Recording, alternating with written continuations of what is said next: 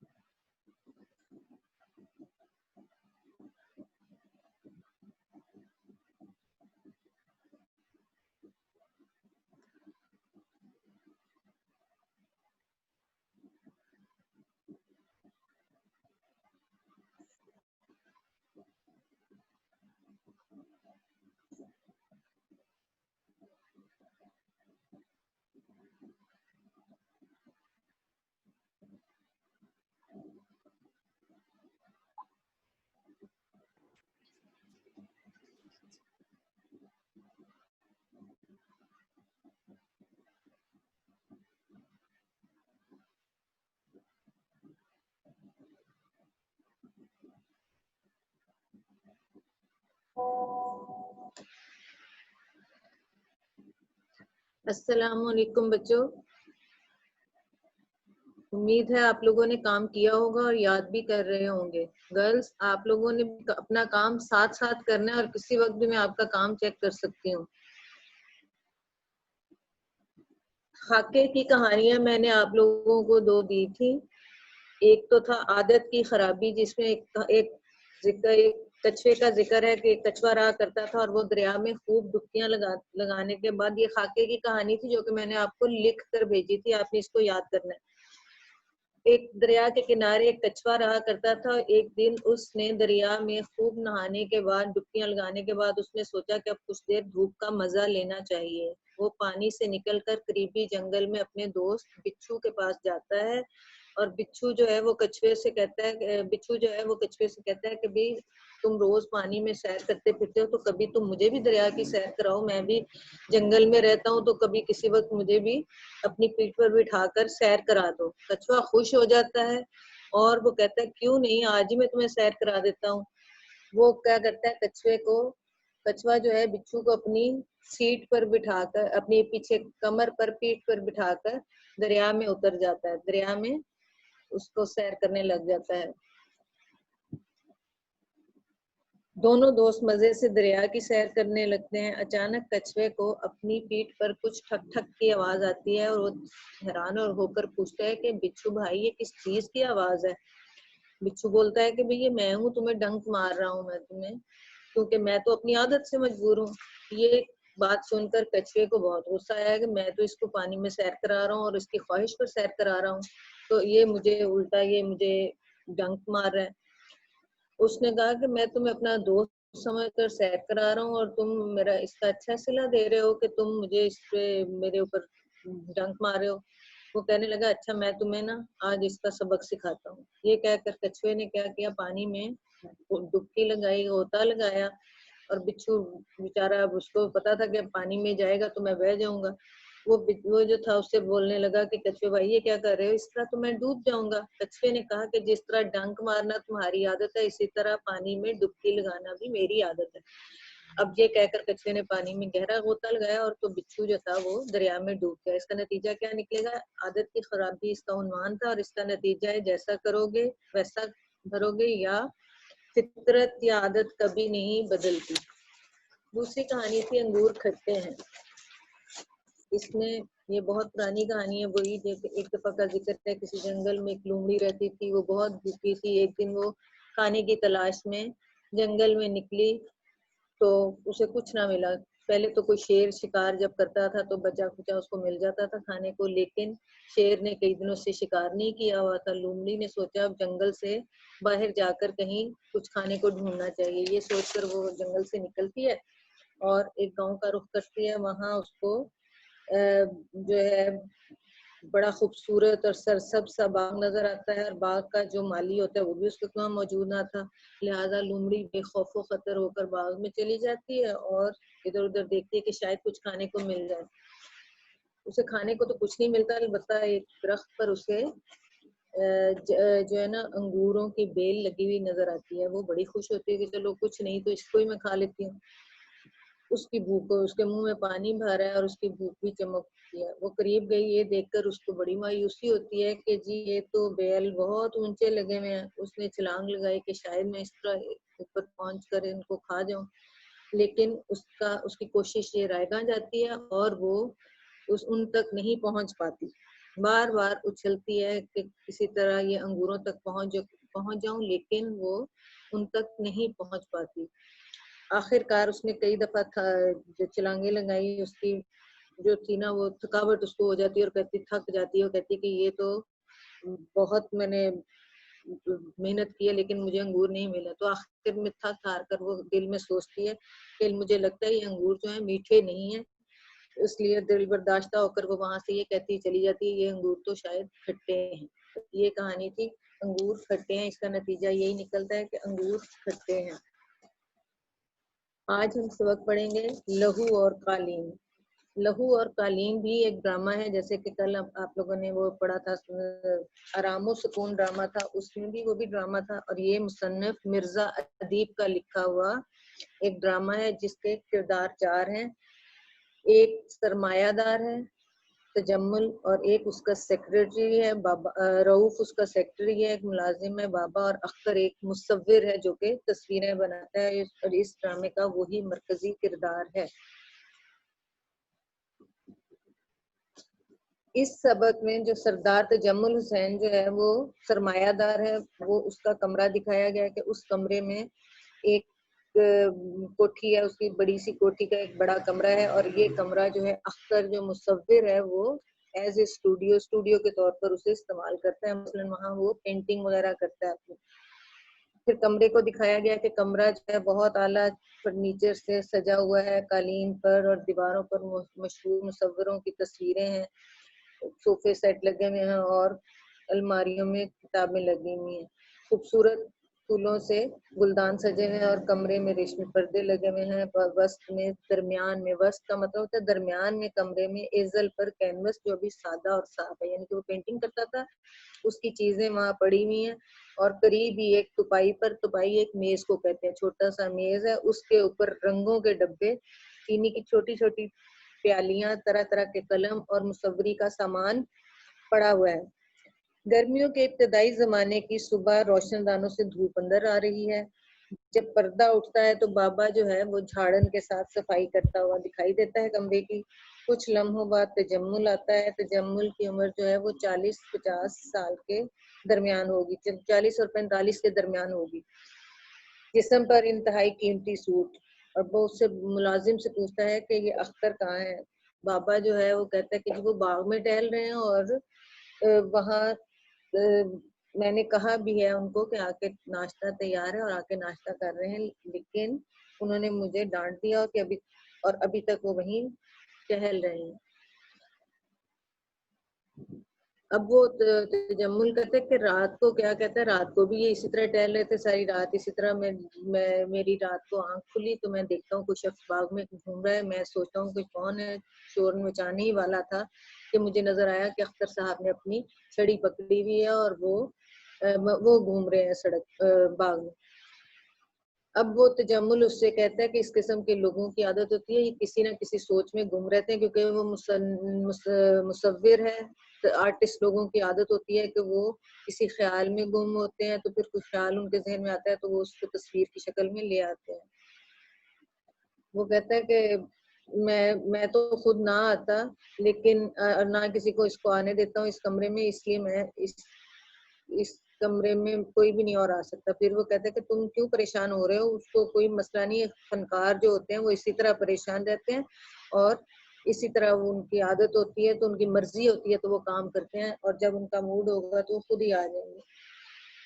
اب پھر وہ کہتا ہے کہ تم جو ہو تم جا کر اسے میرے پاس بلا لاؤ۔ اب وہ بلا کر لاتا ہے تو وہ اختر جب آتا ہے تو اس کا حلیہ کیا ہے جی، ایک ادھیڑ عمر کا شخص ہے، سر کے بال بکھرے ہوئے ہیں، آنکھیں جو ہیں شب بیداری کی وجہ سے، شب بیداری جاگنے کی وجہ سے، رات کو وہ جاگتا رہا تھا، اس وجہ سے اس کی آنکھیں سرخ ہیں، لباس پاجامہ اور قمیض پہنا ہوا ہے، آستینیں چڑھی ہوئی، آنکھوں کے گرد اس کے حلقے زیادہ نمایاں تھے۔ وہ تجمل کی طرف دیکھے بغیر کہتا ہے جی بولیے فرمائیے۔ وہ تجمل اس سے پوچھتا ہے کہ تم بڑی دیر سیر کرتے رہے ہو، خیریت ہے؟ اس نے کہا جی ہاں میں ٹھیک ہوں۔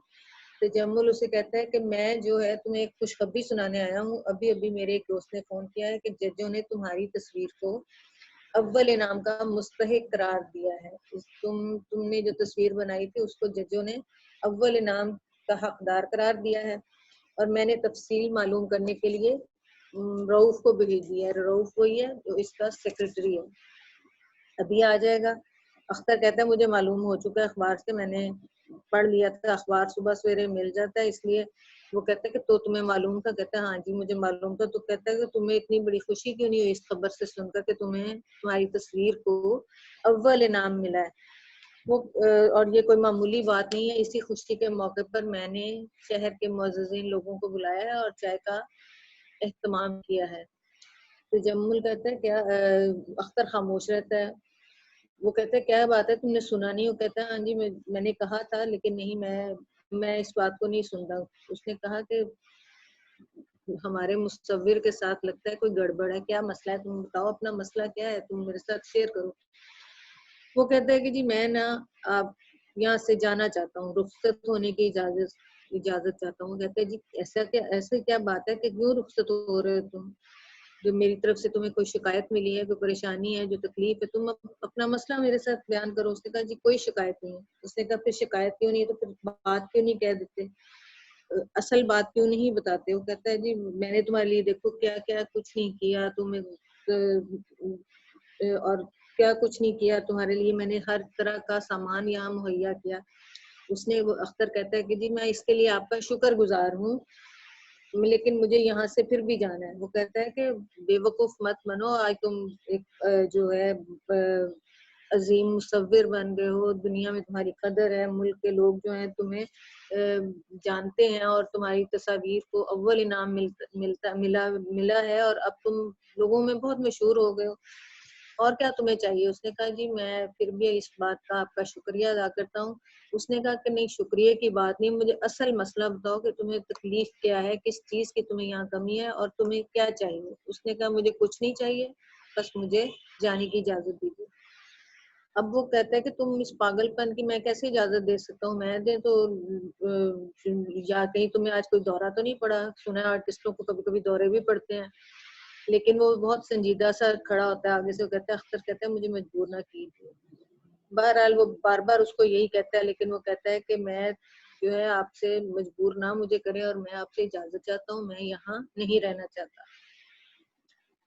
وہ کہتا ہے کہ تم میرے فن کی بہتری اسی میں کہ میں یہ چلا جاؤں۔ تو جمل اس کو کہتا ہے فن؟ کس فن کی بات کرتے ہو؟ یہاں آنے سے پہلے تمہارا کوئی فن تھا؟ یہ جو آج اس وقت والا فن تھا، اور یہ جو میرے گھر آنے کے باوجود جو فرق ہے یہ تمہیں نہیں محسوس ہوا کہ تم اتنے مشہور ہو گئے ہو؟ یہ میری توہین ہے کہ اب میں تمہیں جانے کی اجازت دے دوں، کیونکہ اب تمہاری وجہ سے لوگ مجھے جانتے ہیں اور میری عزت کرتے ہیں، اور تم کیا تھے پہلے؟ ایک غریب اور ایک کلاش مصور تھے جس کو میں ایک جھونپڑی سے نکال کر لایا تھا اس اور اب واپس بھیج دیا۔ اب تم واپس جا رہے تو کیا یہ میری توہین نہ ہوگی؟ اختر بڑا حیران ہوتا ہے، وہ کہتا ہے یہ توہین کیسی ہوگی آپ کی؟ وہ کہتا ہے کہ کیوں تمہیں اتنی بات سمجھ نہیں آتی کہ لوگ کہیں گے اب وہ کہاں چلا گیا؟ وہ کہتا ہے اس کا مطلب ہے آپ نے مجھے خرید لیا ہے اور میں اب آپ کے رحم و کرم کروں؟ وہ کہتا ہے نہیں ایسی کوئی بات نہیں، میں نے لوگوں کو دعوت دے رکھی ہے، وہ شام کو آئیں گے۔ وہ کہتا ہے میرے جانے یا نہ جانے سے دعوت پر کیا اثر پڑتا ہے؟ وہ کہتا ہے وہ کہتا ہے تجمل کے پاگل پن چھوڑو اور اطمینان کے ساتھ بیٹھ جاؤ۔ اختر کہتا ہے میں اس طرح نہیں رک سکتا، آپ مجھے روک نہیں سکتے۔ تجمل اس کو پھر ڈانٹ کر کہتا ہے کہ یہ کیسے کہہ سکتے ہو کہ تم نہیں روک سکتا؟ آج تم جس بلندی پر ہو، جس نام جو تمہارا نام ہے اب دنیا میں، اس میں میرا بھی کچھ حصہ ہے۔ وہ کہتا ہے جی آپ اصرار کرتے ہیں تو سنیں کہ میں کیوں جانا چاہتا ہوں۔ آپ جس اختر کو ایک تنگ و تاریک کوٹھڑی سے نکال کر اپنے محل میں لائے تھے، وہ مصور اختر جو ہے وہ مر چکا ہے، اور جو شخص آپ کے سامنے کھڑا ہے جس کے لیے آپ نے یہ شاندار اسٹوڈیو بنایا ہے، وہ اس کی ایک چلتی پھرتی لاش ہے۔ اب تجمل سوچتا ہے کہ شاید یہ واقعی بیمار ہے، اس کا دماغ خراب ہو گیا ہے، کوئی دورہ پڑ گیا ہوا اس کو۔ اس میں کہتے ہیں کہ تمہارے لیے میں ڈاکٹر کو بلاتا ہوں، لیکن اختر کہتا ہے نہیں، کچھ اور بھی سن کر جائیے، میں نے آپ کے سامنے حقیقت بیان کرنی ہے۔ وہ کہتا ہے کہ شاید تمہارا نا فیصلہ جو ہے اس چیز کا ڈاکٹر ہی آ کر کرے گا، اور ڈاکٹر آ کر تمہیں فیصلہ کرے گا کہ تم بیمار ہو۔ وہ کہتا ہے آپ مذاق سمجھ رہے ہیں، میں ایک نارمل انسان ہوں، اور میں آپ کو آپ صرف تصویر کا ایک رخ دیکھ رہے ہیں، میں آپ کو دوسرا رخ دیکھیے جو اتنا بھیانک اور خوفناک ہے کہ آپ کے تصورات کا شیش محل ابھی زمین بوس ہو جائے گا، ٹوٹ جائے گا، بکھر جائے گا۔ اب وہ اس کو بتاتا ہے حقیقت کہ گزشتہ 1.5 سالوں سے جب سے میں آپ کے پاس ہوں، میں نے جتنی بھی تصویریں یہاں بنائی ہیں وہ میرے نام کے ساتھ اس شاندار محل سے باہر گئی ہیں، لوگوں کو میرے نام سے بیچی گئی ہیں، لیکن آپ کو ایک حقیقت بتاتا ہوں کہ ان میں سے ایک بھی تصویر میری نہیں ہے۔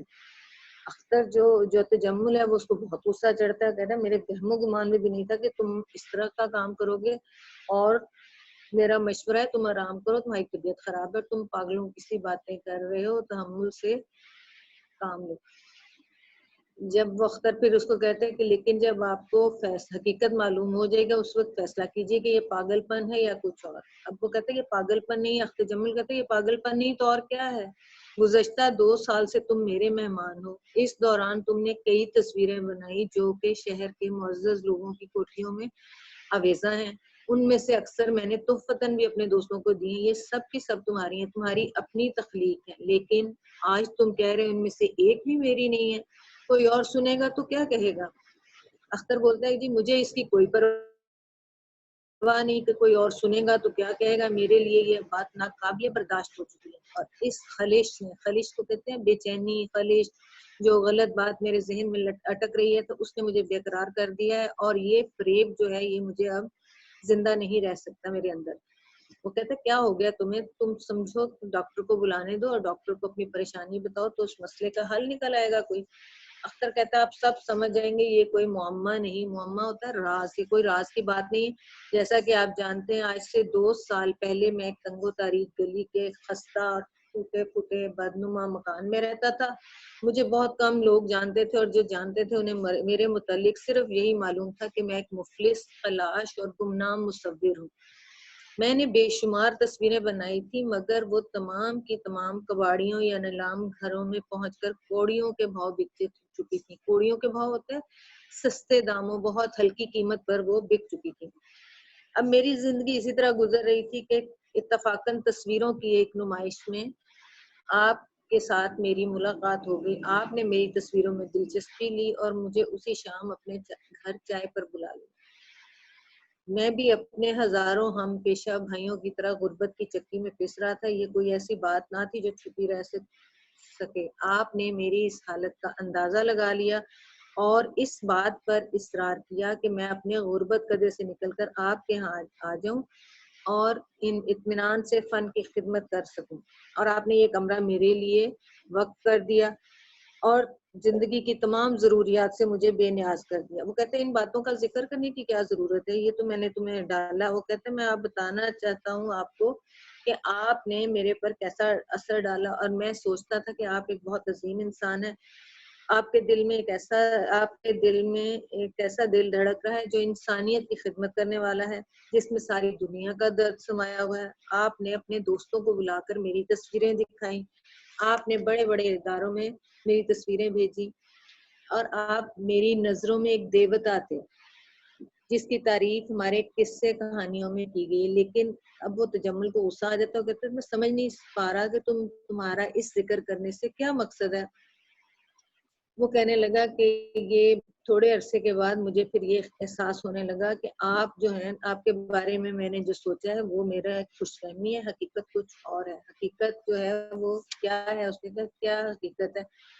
وہ کہتا ہے کہ آپ مجھے نواز رہے تھے، آپ میری مدد کر رہے تھے، لیکن اس کا ایک خاص مقصد تھا۔ اس کا مقصد یہ تھا کہ آپ اپنے معاشرے میں، اپنے سوسائٹی میں لوگوں کو بتانا چاہ رہے تھے کہ میں ایک کتنا اچھا ہوں، میں کیسے غریب اور مفلس مصور کو کی مدد کر رہا ہوں، اسے اپنے یہاں پناہ دے رکھی ہے، اور یہ جو کچھ بنا رہا ہے یہ میری سرپرستی میں بنا رہا ہے، ورنہ تو یہ اس کی صلاحیتیں کب کی ختم ہو چکی ہوتی۔ اب وہ کہتے ہیں یہ تو جھوٹ ہے، ایسے تھوڑی ہے، ایسے میں نے تمہیں اس لیے نہیں کیا، ایسے نہیں کر سکتا۔ وہ کہتے ہیں آپ اونچی آواز میں بے شک بات کر لیں، لیکن حقیقت نہیں بدل سکتی، حقیقت یہی ہے۔ اب وہ پھر مجھے بتا رہا ہے کہ میری اہلیتوں پر جو ہے برف کی تہ جم گئی، اور اب میرا اپنا جو مصوری کا جو فن تھا وہ ایک ختم ہو گیا ایک قسم کا، اور میرے لیے یہ احساس سہانے روح ہوتا ہے کہ روح کے لیے تکلیف کا باعث بن رہا ہے کہ اپنے جگر کا خون دے دے کر میں نے فن کی جس شمع کو روشن رکھا ہے، اس کا مقصد صرف آپ کی کوٹھی اور آپ اپنی کردار کو، آپ کی شخصیت کو نمایاں کرنے کے علاوہ کچھ نہیں۔ اور کوئی فنکار یہ بات برداشت نہیں کر سکتا کہ اپنا اصلی جوہر کھو کر کسی کے لیے صرف ذریعہ شہرت بن جائے۔ انہی دنوں مجھے اپنا ایک ہم پیشہ دوست مل گیا جو کہ بدستور اسی طرح غربت کی چکی میں پس رہا تھا۔ اس سے میں نے اسے اپنی ذہنی کیفیت بتائی اور کہا کہ مجھے اپنے یہاں رہنے کی اجازت دے دو۔ یہ سن کر اس نے کہا کہ دیکھو کوئی حرج نہیں، تم آج کل تصویریں اگر نہیں بنا سکتے تو کوئی حرج نہیں، میں تمہارے لیے تصویریں بناتا ہوں، تم مجھے اتنے پیسے دے دیا کرو کہ میں اور میرا خاندان عزت اور آبرو کے ساتھ زندہ رہ سکیں۔ یہ تجویز میرے لیے ناقابل برداشت تھی، مگر اس کا اصرار کم نہیں ہو رہا تھا۔ اس طرح وہ کھیل شروع ہو گیا جو دنیا کا سب سے گندا اور ذلیل کھیل۔ مجھے یہاں روپے حاصل کرنے میں دقت پیش نہیں آتی تھی، اور یہ روپے میں اسے دیتا تھا اور تصویریں وہ مجھے اپنی دیتا تھا، اور ان تصویروں کو اب تجمل پوچھتا ہے کہ تم اپنی تخلیق بنا کر پیش کرتے تھے؟ اس نے کہا جی اسی طرح ہی آپ کو یہ دھوکہ ہے نہیں ہے۔ تو کہنے لگا تم نے تو پھر مجھے دھوکہ دیا اب تک۔ وہ کہتا ہے دھوکہ ہو یا کچھ اور، بہرحال واقعہ یہ ہے کہ اس شخص کو، نیازی کو، وقتاً فوقتاً میں پیسے بھیجتا رہتا تھا، اور مجھے بنائی بنائی تصویریں مل جاتی تھی، اور آپ کا نام ہو جاتا تھا، آپ کو سوسائٹی میں اپنے عزت اور احترام مل جاتی تھی۔ تجمل کہنے لگا میں سوچ بھی نہیں سکتا تھا کہ تم اتنی پست ذہنیت پر آ چکے ہو، پست سطح پر آ چکے ہو۔ اس نے کہا میں نے بھی نہیں سوچا تھا، لیکن میں اس سطح پر سوچنے پر مجبور تھا۔ نیازی نے مجھے کئی تصویریں دی، اور یہ تصویریں آج آپ کی وجہ سے بہت سے لوگوں کے گھروں میں لگی ہوئی ہیں۔ وہ اب پہلے کی طرح مفلس نہیں رہا، اس نے اپنی بہن کی شادی بھی کر دی، گھر کے حالات اس کے بہتر ہو گئے، لیکن میں جانتا ہوں کہ اس کے دل کی کیا کیفیت ہے۔ اپنی اولاد کو چند سکوں کے عوض دوسروں کو دے دینا ایک تکلیف دہ واقعہ ہے۔ اس نے اولاد اس کو کہا اس کے فن کو، اس کی تصویروں کو، جیسے کہ اولاد کو اگر ہم کسی کو دے دیں تو وہ کتنی تکلیف ہوتی ہے اور پیسے لے لیں، لیکن اس نے کہا کہ یہ جو فن تھا اس کا، اس کی تصاویر جو تھی وہ ایک اولاد کی طرح ان کو جانتا تھا، اور یہ ایک تکلیف دہ واقعہ ہو۔ اور آج جب اس نے یہ سنا ہوگا کہ اس کی تصویر کو اول انعام کا حقدار قرار دیا گیا ہے تو اس کی کیا حالت ہوئی ہوگی؟ وہ کیا سوچے گا؟ میں تو اس تصور سے ہی کام جاتا ہوں۔ اب تجمل اس کو غصہ ہونے لگتا ہے کہ تم نے ہمیں دھوکے میں رکھا، اور میں نے تمہیں بیکار اتنی آرام اور آسائشیں مہیا کی. وہ کہنے لگا, اختر کہتا ہے کہ آپ تو ان کی قیمت وصول کر چکے ہیں, ہمیشہ کی طرح اس سودے میں بھی آپ کو ہی فائدہ پہنچا ہے. اب وہ کہتے ہیں اس قدر فریب دینے کے بعد اپنے محسن کو تم باتیں سناتے ہو اور ساری راز کھولتے ہوئے تمہیں شرم نہیں آتی ہو. کہتا ہے مجھے کیوں شرم آئے گی, شرم تو آپ لوگوں کو آنے چاہیے جو کہ بلندی پر پہنچنے کے لیے کئی انسانوں کو اپنی سیڑھی بنا لیتے ہیں. وہ کہتا ہے اپنے منہ میں بھی تم دیکھو, گریبان میں منہ ڈال کر دیکھو, تم تو احسان فراموش ہو, چور ہو اور مجرم ہو. اس نے کہا آپ دوسروں کے جرم دیکھ لیتے ہیں, دوسروں کو مجرم کہتے ہیں, مگر اپنے متعلق کچھ نہیں کہتے. آپ کون ہیں؟ اب تھوڑی دیر میں ہی اسی دوران ان کی باتوں کے دوران رؤوف آ جاتا ہے جو کہ تجمل کا سیکرٹری ہوتا ہے. وہ کہتا ہے جی وہ خبر بالکل درست ہے جناب, پہلا انعام اختر صاحب کو ہی ملا ہے اور یہ رہا اخبار. اب وہ تجمل اس کو کہتے ہیں تم اس وقت جاؤ. رؤوف کہتا ہے جانے لگتا ہے اور پھر کہتا ہے او یاد آیا مسٹر اختر, آپ کا ایک واقعہ کو راستے میں ملا تھا, اس نے ایک پیغام دیا تھا جو کہ آپ کے نام. اس نے کہا آپ کا کوئی ایک دوست تھا مصور نیازی. ہاں, وہ اختر اسے پوچھتے ہیں ہاں بولو کیا ہوا, اسے جلدی بتاؤ. رؤوف اسے بتاتا ہے کہ افسوس اس نے آج خودکشی کر لی. خودکشی؟ حیران ہو کر وہ پوچھتے اختر جی ہاں, ہسپتال جانے سے پہلے ہی وہ مر چکا تھا. اب اختر تجمل کو کہتا ہے کہ سنا آپ نے, ابھی پوچھ رہے تھے کہ میں کیا ہوں اور اب تو تمہیں معلوم ہو گیا ہوگا کہ تم کیا ہو. تم تو قاتل ہو, یہ قتل تم نے کیا ہے. تجمل غصے سے گرج کر بولتا ہے ایسے نہیں کرو, تمہیں اپنے منہ بند رکھو اپنا. اختر کہتا ہے قانون تمہیں کچھ نہیں کہے گا, مگر انسانیت کی نظروں میں تم قاتل ہو. تم نے 2 قتل کیے ہیں, ایک مصور کے فن کو موت کے گھاٹ اتارا اور دوسرے مصور کی جان لے لی. یہ قتل نہیں تو اور کیا ہے, اور قتل کیا ہوتا ہے. اب تجمل غصہ آ جاتا ہے, اسے کہتا ہے نکل جاؤ یہاں سے, تم بالکل احسان فراموش. اختر کہتے ہیں میری زبان نہیں رک سکتی, میں چیخ کہوں گا کہ یہ قاتل ہے, یہ شخص قاتل ہے اور اس کے ہاتھ خون میں رنگے ہوئے ہیں, یہ سوسائٹی کا خوفناک مجرم ہے. تجمل غصے سے رؤوف کو کہتا ہے کہ اس کو دھکے دے کر نکال دو اور اسے پاگل خانے لے جاؤ, پولیس کو ٹیلی فون کرو, یہ پاگل ہو گیا اور خطرناک پاگل ہے. رؤوف اختر کو دھکے دے کر باہر نکالتا ہے اور اختر چیخ کر کہہ رہا ہے کہ تم قاتل ہو, تم نے قتل کیا ہے, میں خاموش نہیں رہوں گا. یہ آواز آہستہ آہستہ ڈوبنے لگتی ہے اور تجمل جو ہوتا ہے اپنا پسینہ پیشانی سے پوچھتا ہے اور اس کے ساتھ ہی پردہ گرتا ہے.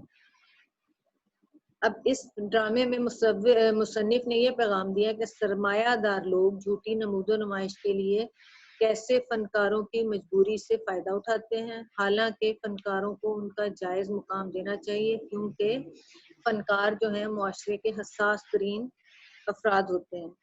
اس کا بیٹا سوال نمبر 5 واحد کے جمع اپنی بک میں کیجیے. بکس کھولیں اپنی, کیمراز نہیں آن کرے بوائز.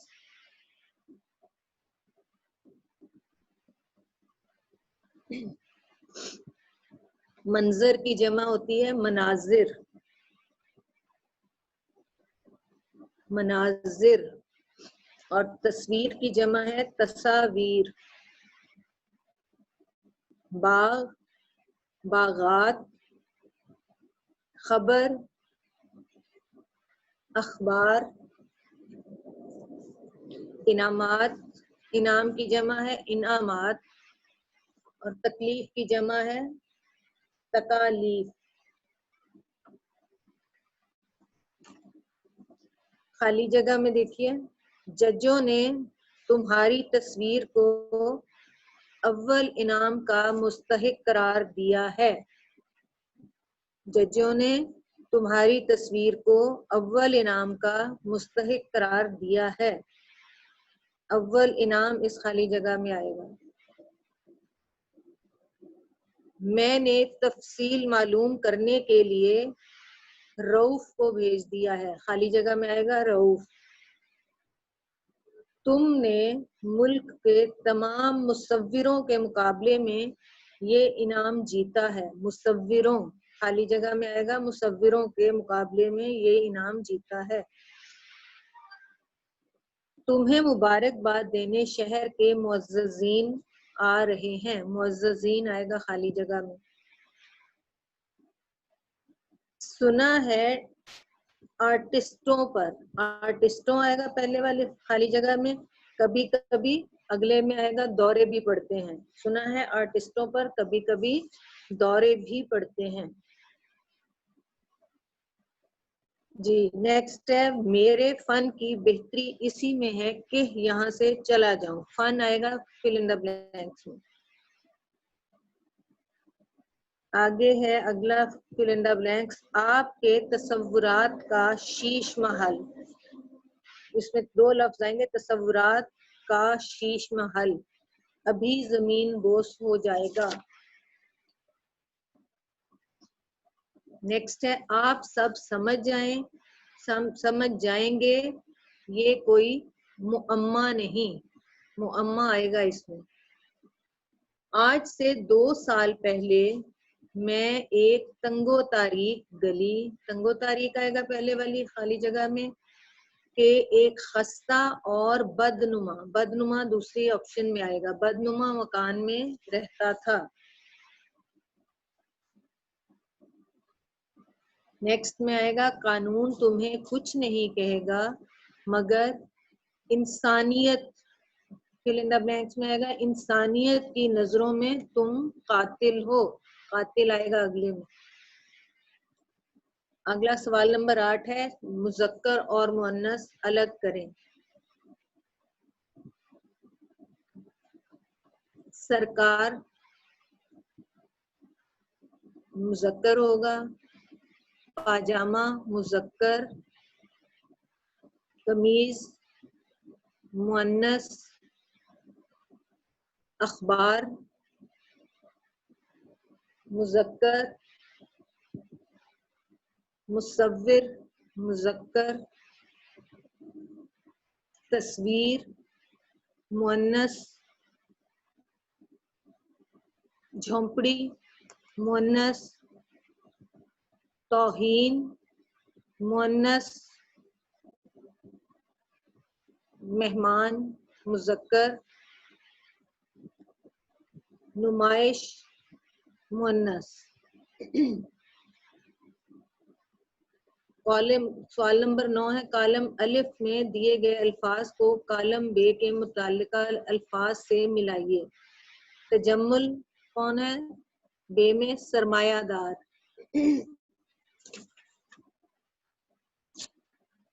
بابا نوکر ہے. مرزا ادیب ڈرامہ نگار ہیں. رؤف سیکرٹری ہے. اور اختر کون ہے؟ مصور ہے.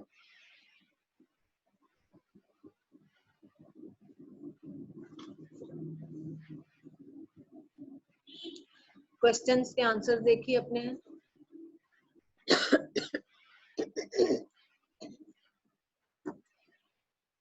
تجمل نے اختر کے بارے میں کس قسم کے خیالات کا اظہار کیا؟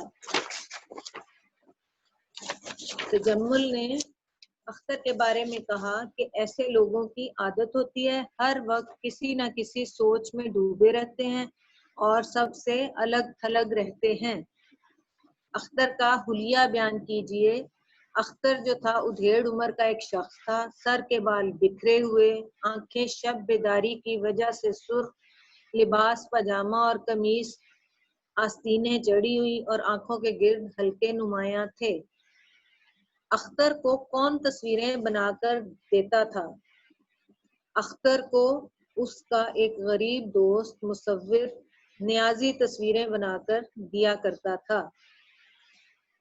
نیازی نے اپنی تصویریں اختر کے حوالے کیوں کی؟ نیازی ایک غریب مصور تھا. اس نے اپنی تصویریں اس لیے اختر کے حوالے کی تاکہ وہ انہیں اپنی تخلیق بنا کر بیچے اور بدلے میں نیازی کو وہ اتنے پیسے دے دیا کرے کہ وہ اپنی زندگی عزت اور آبرو سے گزار سکے. تصویریں اختر کی نہیں ہیں. اس انکشاف پر تجمل کا رد عمل کیا تھا؟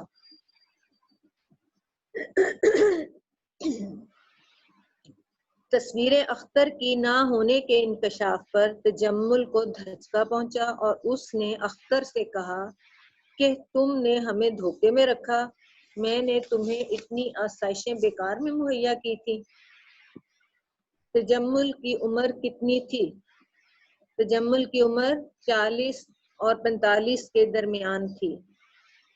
تجمل نے اختر کو کون سی خوشخبری سنائی تھی؟ تجمل نے اختر کو یہ خوشخبری سنائی کہ ججوں نے اس کی تصویر کو اول انعام کا مستحق قرار دیا ہے۔ اختر 2 سال قبل کہاں رہتا تھا؟ اختر 2 تاریخ گلی کے خستہ اور بدنما مکان میں رہتا تھا۔ اختر کے نزدیک نیازی کا قاتل کون تھا؟ اختر کے نزدیک نیازی کا قاتل جو تھا وہ سردار تجمل تھا۔ Boys, can you please turn on your cameras and show me your work? Zuhaib, Usman, show me your work. Good. Nice. All right. Have you learned all the work? Please اس کو یاد بھی کیجئے، ساتھ یاد کرنا شروع کر دیں نا. میں نے پڑھایا تو اب تو سمجھ آ گئی ہوگی نا. پہلے تو چلیں آپ نے لکھا تھا، اب میں نے اس کو ایکسپلین کیا ہے. کوئی مشکل ورڈ اگر آپ کو سمجھ آتی ہے تو مجھے آپ نیکسٹ میسج کر کے جیسے بھی آپ کرو گے تو پوچھ لینا. ادروائز جو آپ کو میں اب جو ریپیٹ کروا رہی ہوں کام، آپ سب نے اس کو ساتھ ساتھ یاد کرنا ہے، اس کا خلاصہ یاد کرنا ہے. اس کی میں نے تشریح کے لیے پیراگراف دیے تھے، وہ کیے ہیں آپ لوگوں نے، حوالہ متن کے ساتھ تشریح. Okay, fine. Now Usman, show me your work. Very nice, good. Usman, show me your work. Turn on your camera. Usman نہیں دکھا رہے ہیں. جو وہ عثمان کہہ رہا تھا کہ اس کا نا وائی فائی سلو آ رہا ہے، تو اگر وہ کیمرہ آن کرے گا نا تو اس کے پھر سارا وائی فائی ویک آئے گا. اوکے، اور دیکھتی ہیں کون ہے.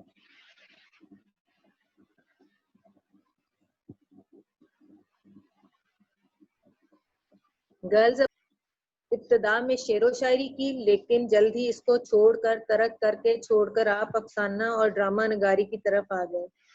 مرزا ادیب جو ہے یک بابی اور ریڈیائی ڈرامہ نگاری میں ایک اہم مقام رکھتے ہیں، اور مرزا ادیب نے کردار نگاری کے سلسلے میں بھی گہرے مشاہدے، انمول بصیرت اور فنکارانہ گرفت سے کام لیا ہے. انہوں نے عام زندگی کے کرداروں کو ڈرامائی کرداروں کا درجہ دیا اور ان کے مکالمے نہایت